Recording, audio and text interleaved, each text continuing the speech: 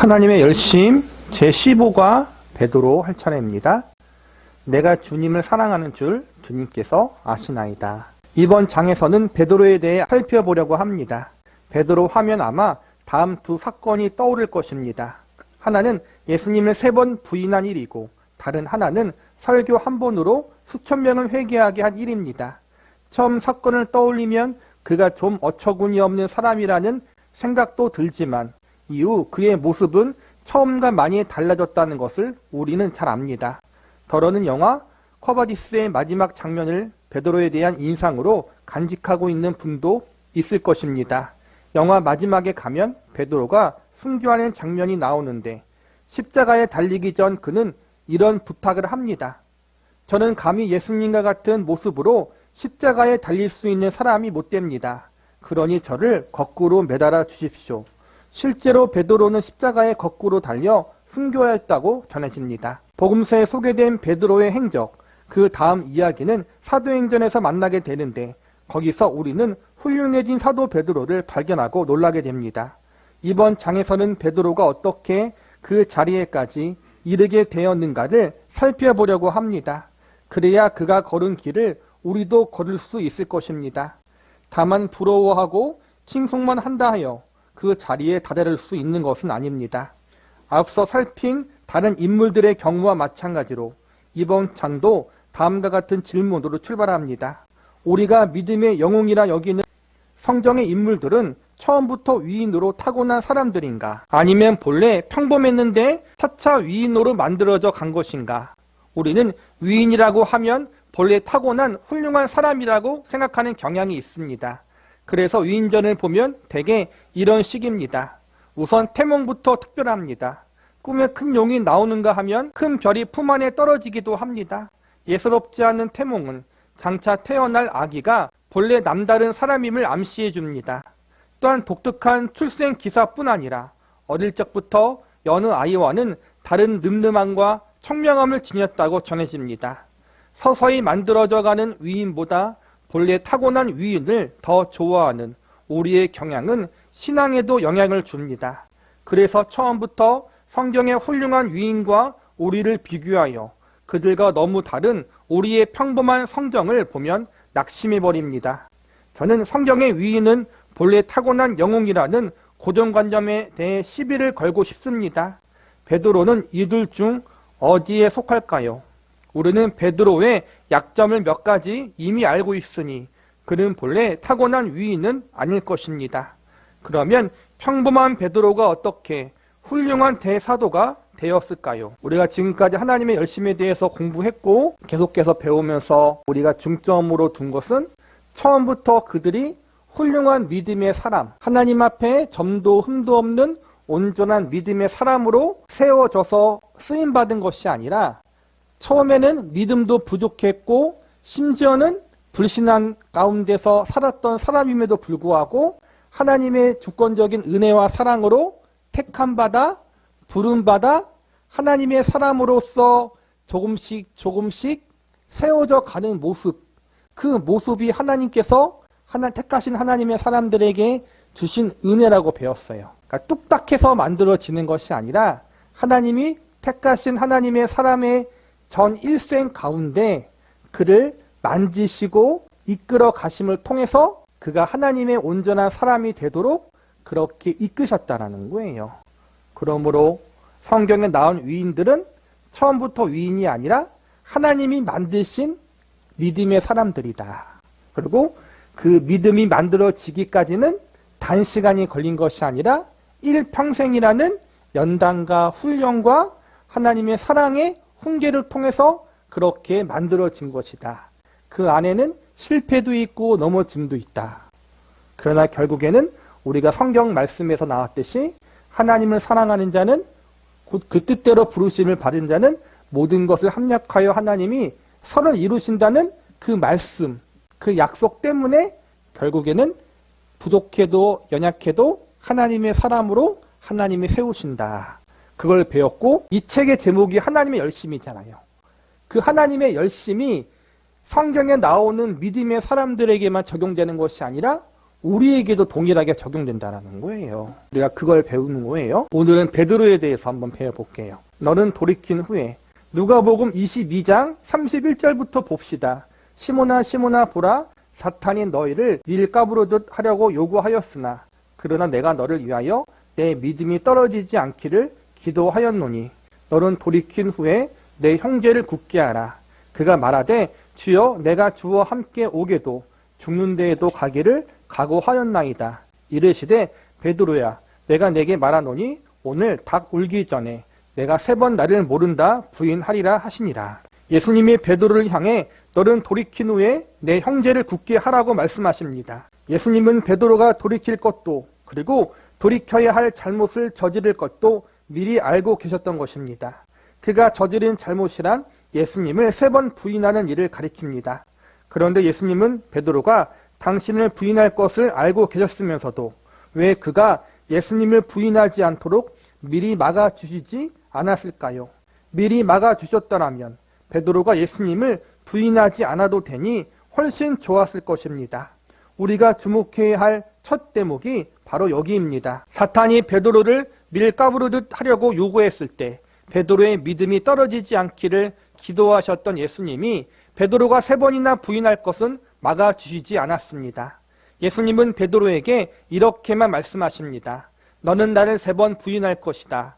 그러나 그것으로 끝은 아니다. 너희는 돌이킬 것이다. 돌이킨 다음에 너 형제를 굳게 하여라. 예수님의 말씀을 듣고 베드로는 좀 답답하기도 했을 것입니다. 주님 너무하십니다. 이런 법이 어디 있습니까? 지금 병 주고 약 주는 것입니까?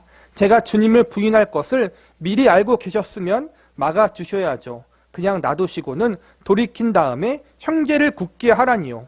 그 마음을 아시는지 모르시는지 예수님은 잘못은 잘못대로 하되 돌이킬 때가 되면 돌이켜라. 그리고 돌이킨 후에는 형제를 굳게 하라고 말씀하십니다. 베드로가 예수님을 부인한 이 일은 대체 그에게 어떤 의미가 있는 일이었을까요? 베드로가 처음부터 넘어지거나 실패하지 않고 예수님을 3번 부인하지 않고 예수님을 끝까지 따랐다면 또 어땠을까라는 생각을 하고 또 베드로의 그러한 실패가 우리의 실패잖아요.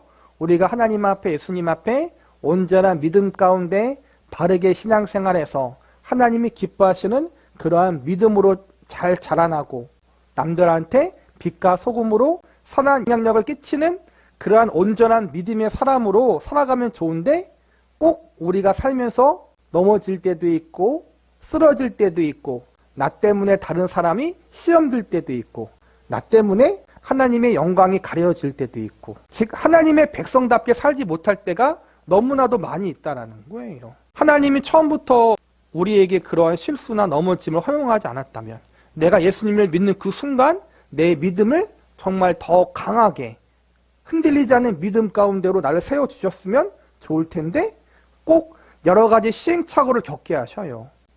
실패하게 하시고 넘어지게 하시고 이걸 통해 우리가 배울 게 뭐냐면은 구원에 대한 믿음, 내가 예수님을 믿으면 구원 받는다라는 그런 칭의적인 부분, 신분에 대한 부분, 그것은 단번에 예수님을 믿으면 이루어지지만 우리의 성숙에 대한 부분, 성화에 대한 부분은 점진적인 거란 말이에요. 우리가 예수님으로 말미암아 구원 받게 되면은 이젠 어린아이로 태어난 거예요. 다시 어린아이의 신앙에서 장성한 어른의 신앙으로 자라가는 데에는 시간이 필요하고 여러 시행착오가 필요하다는 거예요. 우리가 생각하는 이상적인 것과 현실은 다르다는 것, 우리의 방법과 하나님의 방법은 다르다라는 거예요. 내 생각과 뜻대로 모든 것이 다 이루어졌다면 얼마나 우리 인생이 교만해졌겠어요. 그렇지 않는 성도들을 보면서 자주 넘어지고 믿음이 빨리 자라지 않는 것 같은 성도들을 보면 얼마나 답답해 하겠어요. 그런데 우리가 그러한 일을 당하면서 그게 인생이구나. 그게 신앙생활이구나. 나는 나를 구원할 수 없고 나의 인생을 책임질 수 없구나. 하나님만 의지해야지. 그러한 겸손한 믿음을 갖게 되고 누구나 인생은 넘어지고 누구나 신앙생활에서 낙심을 경험한단 말이에요. 그걸 통해서 다른 사람이 그러한 일을 겪을 때 내가 그 사람을 이해하고 위로해주고 중보기도 해줄 수 있는 사람이 돼요. 정말 하나님 백성다운 겸손한 사람으로 만드시려고 이 모든 것들을 허용하신 거란 말이에요. 내가 이 사람들보다 나를 더 사랑하느냐. 베드로가 예수님을 3번 부인할 일과 대행되는 사건이 요한복음 21장에 나옵니다. 요한복음 21장은 부활하신 예수님이 제자들을 찾아오시는 장면을 그리고 있습니다. 그 후에 예수께서 디베랴 호수에서 또 제자들에게 자기를 나타내셨으니 나타내신 일은 이러하니라. 시몬 베드로와 디두모라는 도마와 갈릴리 가나 사람 나다니엘과 세베드의 아들들과 또 다른 제자 둘이 함께 있더니 시몬 베드로가 나는 물고기 잡으러 가노라 하니 그들이 우리도 함께 가겠다 하고 나가서 배에 올랐으나 그날 밤에 아무것도 잡지 못하였더니 날이 새어갈 때 예수께서 바닷가에 서셨으나 제자들이 예수님이신 줄 알지 못하는지라. 예수께서 이르시되 얘들아 너희에게 고기가 있느냐 대답하되 없나이다. 이르시되 그물을 배 오른편에 던지라. 그리하면 잡으리라 하시니 이에 던졌더니 물고기가 많아 그물을 둘 수 없더라. 예수께서 사랑하시는 그 제자가 베드로에게 이르시되 주님이시라 하니 시몬 베드로가 벗고 있다가 주님이라는 말을 듣고 겉옷을 두른 후에 바다로 뛰어내리더라. 다른 제자들은 육지에서 거리가 불과 한 50칸쯤 되므로 작은 배를 타고 물고기 든 그물을 끌고 와서 육지에 올라보니 숯불이 있는데 그 위에 생선이 놓였고 떡도 있더라. 예수께서 이르시되 지금 잡은 생선을 좀 가져오라 하시니 시몬 베드로가 올라가서 그물을 육지에 끌어올리니 가득히 찬 큰 물고기가 153마리라. 이같이 많으나 그물이 찢어지지 아니하였더라. 예수께서 이르시되 와서 조반을 먹으라 하시니 제자들이 주님이신 줄 아는 고로 당신이 누구냐 감히 묻는 자가 없더라. 예수께서 가셔서 떡을 가져다가 그들에게 주시고 생선도 그와 같이 하시니라. 이것은 예수께서 죽은 자 가운데서 살아나신 후 3번째로 제자들에게 나타나신 것이라. 그들이 조반 먹은 후에 예수께서 시몬 베드로에게 이르시되 요한의 아들 시몬아 내가 이 사람들보다 나를 더 사랑하느냐 하시니 이르되 주님 그러하나이다. 내가 주님을 사랑하는 줄 주님께서 아시나이다. 이르시되 내 어린 양을 먹이라 하시고 또 2번째 이르시되 요한의 아들 시몬아 내가 나를 사랑하느냐 하시니 이르시되 주님 그러하나이다. 내가 주님을 사랑하는 줄 주님께서 아시나이다. 이르시되 내 양을 치라 하시고 3번째 이르시되 요한의 아들 시몬아 내가 나를 사랑하느냐 하시니 주께서 3번째 내가 나를 사랑하느냐 하심으로 베드로가 근심하여 이르되 주님 모든 것을 아시오매 내가 주님을 사랑하는 줄을 주님께서 아시나이다. 예수께서 이르시되 내 양을 먹이라. 예수님이 베드로에게 내가 나를 사랑하느냐고 3번 물으십니다. 이 질문은 자세히 살펴볼 필요가 있습니다. 우선 예수님이 베드로에게 질문을 던지신 그날의 정황을 머릿속에 그려봅시다. 베드로와 몇몇 제자들은 디베랴 호수에서 물고기를 잡고 있는데 밤새 아무것도 잡지 못합니다. 날이 새도록 수고하였지만 한 마리도 잡지 못한 채 새벽을 맞이합니다. 이때 어떤 사람들이 그들에게 다가와 물고기가 있냐고 묻습니다. 그들이 한 마리도 잡지 못했다고 대답하자 그 사람은 그물을 배 오른편에 던지라고 합니다. 제자들이 그 말대로 하니 이번에는 매우 많은 물고기가 잡힙니다. 그러자 거기 있던 한 제자가 이분이 부활하신 예수님이라는 것을 알아봅니다. 저분은 주님이시다. 베드로는 주님이라는 말을 듣자 벗은 몸에 겉옷을 두르고 바다에 뛰어내립니다. 나머지 제자들은 배에 탄 채 고기가 든 그물을 끌고 해안으로 나옵니다. 그들이 땅에 올라와 보니 생선과 떡이 놓인 숯불이 피워져 있었고 그 곁에 예수님이 계셨습니다. 예수님이 제자들에게 말씀하십니다. 너희가 지금 잡은 생선을 조금 가져오라. 베드로가 배에 올라가서 그물을 땅으로 끌어내려 보니 그물 안에는 큰 물고기가 153마리나 들어 있습니다. 예수님이 와서 함께 아침을 먹자고 부르시자 제자들은 부활하신 예수님과 함께 아침 식사를 하게 됩니다. 식사를 마친 후에 예수님이 베드로에게 물으십니다. 요한의 아들 시몬아 내가 이 사람들보다 나를 더 사랑하느냐. 이 장면에서 우리가 눈여겨볼 소품이 있습니다. 여기 불이 등장하는데 불은 베드로가 예수님을 부인한 사건에도 등장한 적이 있습니다. 요한복음 18장을 봅시다. 시몬 베드로와 또 다른 제자 한 사람이 예수님을 따르니 이 제자는 대제사장과 아는 사람이라 예수와 함께 대제사장의 집들에 들어가고 베드로는 문 밖에 서 있는지라. 대제사장은 아는 그 다른 제자가 나가서 문 지키는 여자에게 말하여 베드로를 데리고 들어오니 문 지키는 여종이 베드로에게 말하되 너도 이 사람의 제자 중 하나가 아니냐 하니 그가 말하되 나는 아니라 하고 그때가 추운 고로 종과 아랫사람들이 불을 피우고 서서 쬐니 베드로도 함께 서서 쬐더라. 예수님을 부인하던 그날 새벽 사람들과 함께 불을 쬐 일은 아마 베드로에게 평생 결코 잊을 수 없는 장면이었을 것입니다. 새벽에 불 쬐는 정경을 보는 일만으로도 베드로는 크게 찔렸을지 모릅니다. 예수님을 부인하는 일은 자신도 결코 떠올리고 싶지 않은 잘못인데 불 쬐는 정경을 보는 순간 예수님을 부인했던 일이 다시금 떠올랐을 것이기 때문입니다. 이런 정황에 던져진 예수님의 첫 질문이 의미심장합니다. 요한의 아들 시몬아, 내가 이 사람들보다 나를 더 사랑하느냐? 이후 예수님은 베드로에게 연달아 2번 물으십니다. 그런데 첫 번째 질문에는 두 번째 질문과 세 번째 질문에는 없는 표현이 들어있습니다. 내가 이 사람들보다 나를 더 사랑하느냐가 그것입니다. 예수님이 이렇게 물어보시는 데는 그만한 이유가 있습니다. 베드로가 예수님을 3번 부인하고 나서 나중에 십자가 사건 이후 다시 부활하신 예수님을 만나요. 제자들이 함께 모여있는 방에서 예수님이 한번 오시고 그땐 도마가 없었죠. 그 다음 도마가 있었을 때 2번째 부활하신 예수님이 나타나고 그 후에 이제 3번째로 예수님이 나타나신 거예요. 베드로가 원래는 어부였잖아요. 부활하신 예수님을 만났음에도 불구하고 그의 마음에는 죄책감이 있었겠죠. 너무나 부끄럽고 그래서 모든 걸 다 내려놓고 고향으로 돌아가서 다시 어부로 일하고 있을 때 예수님이 다시 부활하신 예수님이 베드로와 나머지 제자들을 찾아오셔서 부르시는 장면이 지금 기록되어 있는데 그 장면이 바로 예수님을 3번 부인했던 그 장면과 비슷하게 연출되어 있다는 거예요. 이 사건을 통해서 이 일을 통해서 베드로가 3번 예수님을 부인하는 사건을 다시 회상시키심으로 베드로가 그때 넘어졌던 부분 그 부분을 통해서 베드로에게 더 겸손하게 내가 가지고 있는 믿음을 지키고 유지할 수 있는 것이 아니라 정말 하나님의 은혜가 있어야지 구원도 마찬가지지만 내 믿음과 신앙도 하나님이 붙잡아 주셔야만 지킬 수 있구나라는 사실을 배웠을 거란 말이에요. 그래서 구원에만 하나님의 은혜가 필요한 것이 아니라 구원 이후에 우리가 하나님 백성답게 살아가는 것 그것에도 하나님의 은혜와 도움이 전적으로 필요하다라는 사실을 깨닫게 되었을 거란 말이에요.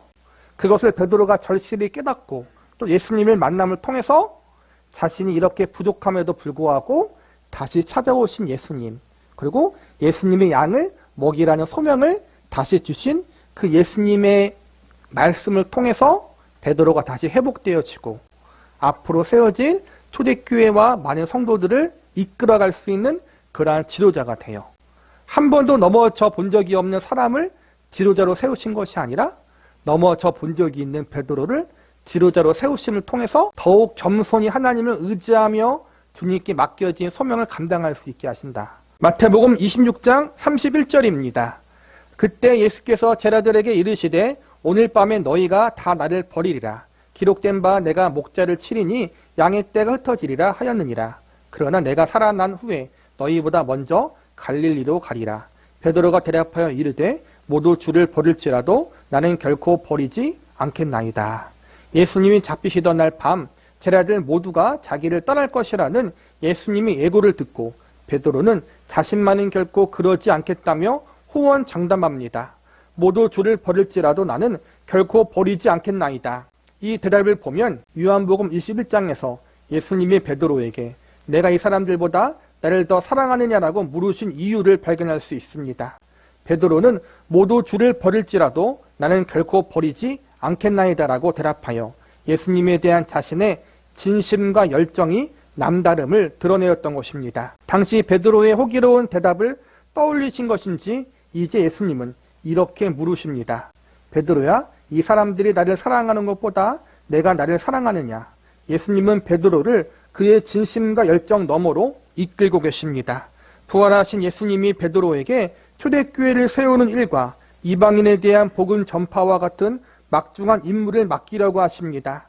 예수님이 승천하신 이후에 베드로가 초대교회 지도자 역할을 감당하게 될 것입니다.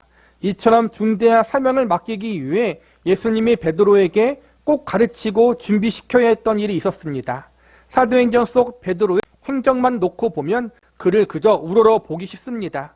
설교 한 명으로 수천 명을 회개하게 한 설교자, 이방인인 고넬료에게 복음을 전한 포용력 있는 전도자, 성령을 속인 아나니아와 삽비라의 행적을 백일하에 드러낸 능력의 사도로만 생각하기 쉽습니다. 그러나 베드로는 처음부터 훌륭한 사람이라서 그렇게 위대한 일을 해낼 수 있었던 것이 아닙니다. 하나님이 베드로를 그만한 일을 맡겨도 좋을 만한 사람으로 만들어 가셨기에 가능한 것입니다. 성경은 본래 타고난 위인 베드로가 아니라 하나님이 다듬고 훈련하여 만들어 가신 베드로라는 관점에서 그를 조명합니다. 하나님이 베드로를 당신의 능력과 영광으로 채우기 위해 그의 어떠한 점을 훈련하셔야만 했는가?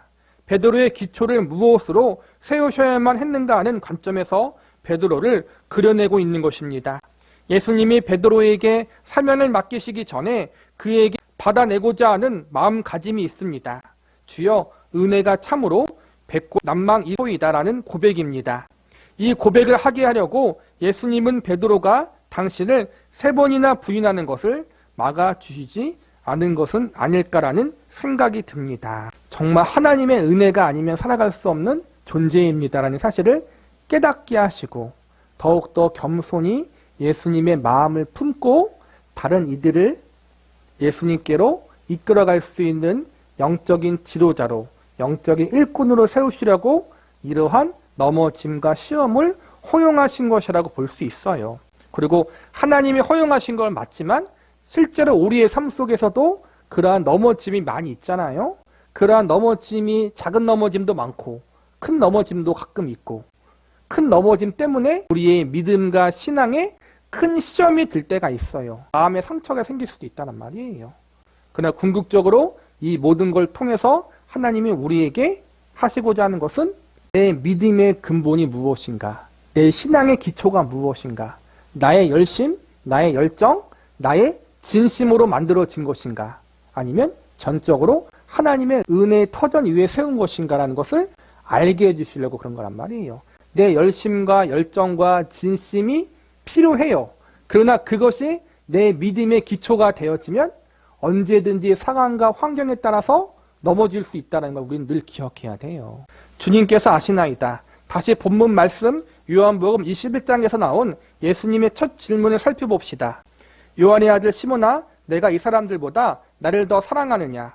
우리 같으면 뭐라고 대답하겠습니까? 아마 아무 말도 하지 못했을 것입니다. 이런 상황에서 어떻게 대답할 수 있겠습니까? 눈앞에서는 불이 이글거리고 타고 있고 예수님은 아무 말 없이 불 위에 놓인 떡을 자꾸 뒤집고 계십니다. 떡을 자꾸 뒤집는 것은 떡 밑에 불을 보라는 뜻일 것입니다. 베드로가 예수님을 부인한 그날 새벽을 떠오르게 하는 바로 그 불 말입니다.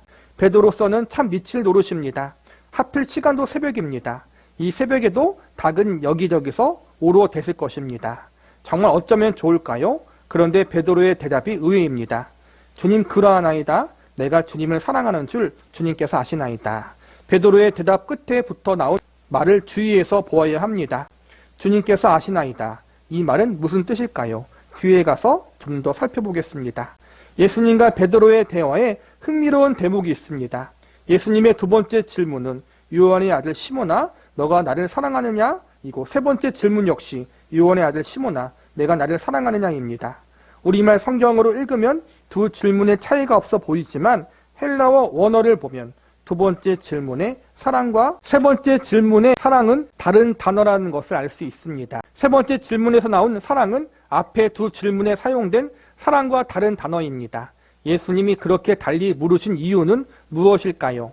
헬라인에게 사랑을 가리키는 단어는 4개쯤 있습니다. 아가페, 필리와 스토르게, 에로스입니다. 아가페는 하나님의 사랑을, 필리아는 친구 간의 우정을, 스토르게는 부모와 자식 간의 사랑을, 에로스는 쾌락을 추구하는 사랑을 가리킵니다. 앞에 두 질문에는 아가페가 쓰였습니다. 그런데 마지막 질문에서는 필리아가 쓰였습니다. 반면 베드로는 시중일간 필리아로 대답합니다. 요한의 아들 시몬아, 내가 나를 이 사람들보다 더 사랑하느냐? 네, 그렇습니다. 제가 주를 사랑하는 줄 주께서 아시나이다. 예수님이 재차 물으십니다. 요한의 아들 시몬아, 내가 나를 아가페 하느냐? 네, 그렇습니다. 제가 주를 필리아 합니다. 필리아 하는 줄 주께서 아시나이다. 예수님은 사랑하느냐라고 2번이나 아가페로 물어오셨지만 베드로는 계속 필리아로 대답하자 마지막에는 관계를 낮추어 필리아로 물어오신 것입니다. 좋다. 너가 나를 필리아 사랑하기는 한단 말이냐? 예수님의 질문을 듣자 베드로는 걱정이 밀려옵니다. 예수님의 가장 높은 단계의 사랑을 물어오시자 자신이 없어진 베드로는 그보다 낮은 단계의 사랑을 고백하며 대답했습니다. 그러다 이번에는 베드로가 대답한 단계의 사랑으로 예수님이 되물어 오십니다.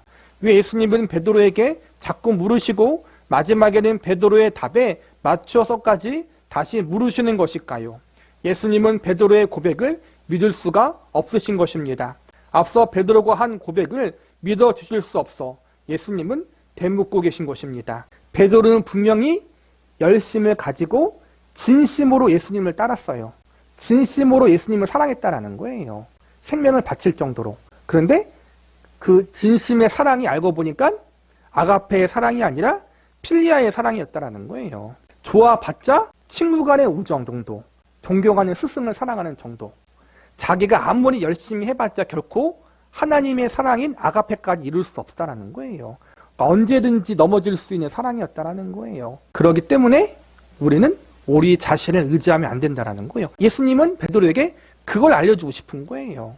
너는 언제든지 너의 열심과 진심으로 나아가지만 너의 열심과 그 진심은 언제나 실패할 수 있다는 걸 알려주신 거예요. 그러므로 너의 열심과 진심을 의지하지 말고 하나님의 사랑, 하나님의 은혜를 의지하며 나아가야 한다. 이게 베드로에게 주신 것이고 또 오늘날 우리에게 주시는 메시지라고 할 수 있어요. 흥미로운 점은 이것입니다. 베드로는 베드로의 고백을 안 믿어주시면서도 그에게 내 양을 먹이라고 말씀하십니다. 베드로는 과거에도 자기 말 지키지 못했고 지금도 예수님의 질문에 부합하는 답을 하지 못합니다. 예수님은 베드로가 고백을 지킬 수 없는 사람임을 알면서도 그에게 당신의 양을 맡기시고 있습니다. 베드로의 인생에서 요한복음 21장에 대하만큼 의미심장한 사건은 아마 없을 것입니다. 자기 열정과 의욕만으로 예수님이 가신 길을 따를 수 있을 것 같던 자기를 증명하기 바빴던 신앙에서 벗어나 사실 그럴 자격도 능력도 없는 자기 자신을 깨닫는 결정적 계기가 된 만남이기 때문입니다. 예수님은 베드로에게 내가 나를 사랑하느냐라고 물으시고 베드로는 내가 주님을 사랑하는 줄 주님께서 아시나이다라고 대답합니다. 예수님은 아가페로 물으셨는데 베드로가 필리아로 대답하자 마지막에는 필리아로 물어오십니다. 베드로는 예수님이 거듭 물어오시는 것도 마음에 걸렸지만 이제 단계를 낮추어 다시 물어오시자 근심합니다. 17절을 봅시다. 세 번째 이르시되 유언의 아들 시몬아 내가 나를 사랑하느냐 하시니 주께서 세 번째 내가 나를 사랑하느냐 하심으로 베드로가 근심하여 이르되 주님 모든 것을 아시오매 내가 주님을 사랑하는 줄을 주님께서 아시나이다. 베드로가 근심합니다. 그가 근심하는 이유가 무엇일까요? 예수님이 2번 아가페로 물어봤어요. 베드로야 너가 나를 아가페의 사랑으로 사랑하느냐? 이렇게 2번 묻자 베드로가 필리아로 말하는 거예요. 저는 예수님을 필리아로 사랑합니다. 이제는 아가페까지 못 가니까 예수님이 마지막 질문에서 똑같이 필리아로 물어보시는 거예요. 그러면 너가 나를 아가페 사랑으로 못한다면 필리아의 사랑, 친구 간의 사랑으로 사랑할 수 있느냐? 한 단계 낮추니까 베드로가 또 걱정이 되는 거예요. 나는 진짜 예수님을 아가페로 사랑하지 못하는 건 당연한 건데 친구의 우정으로, 존경하는 스승의 사랑으로, 인간적인 사랑으로까지 진실되게 사랑할 수 있을까라는 고민을 또 해본 거예요. 너무 괴로워하면서 이게 어찌 보면은 자신감 있는 고백은 아니었던 것 같아요. 베드로는 예수님을 향한 진심은 있었지만 진심을 지킬 만한 능력이 없었다는 거예요. 하나님은 그걸 우리에게 깨우쳐 주는 거예요. 베드로에게. 저와 여러분이 예수님을 사랑하는 건 진심이에요. 그런데 저와 여러분이 주님을 사랑하고 하나님을 사랑하는 그 마음을 지킬 만한 능력이 우리에겐 없다는 거예요.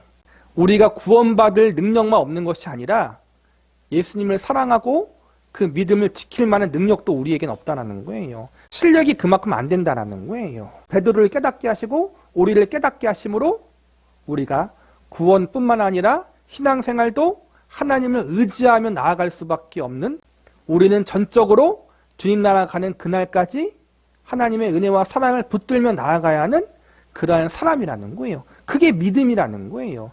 내가 열심을 내고 열정을 내고 진심을 내는 게 믿음이 좋은 게 아니라 끝까지 주님을 의지하며 가는 게 믿음이 좋은 거란 말이에요. 또 우리는 반대로 생각하잖아요. 그렇죠? 구원은 은혜로 받지만 신앙생활은 내 진심으로 열심으로 하는 것이다. 물론 맞아요. 맞는데 그게 근거는 아니라는 거예요. 우리의 믿음과 신앙생활은 언제나 하나님의 은혜 안에서 사랑 안에서 해야 된다. 내가 바라보고 의지할 초점은 오로지 하나님과 예수님의 은혜와 사랑이다. 우리는 그걸 붙잡고 가야 해요. 그러할 때 내 연약성과 한계성을 깨닫게 되었을 때 예수님이 베드로에게 사명을 맡기잖아요. 그렇죠?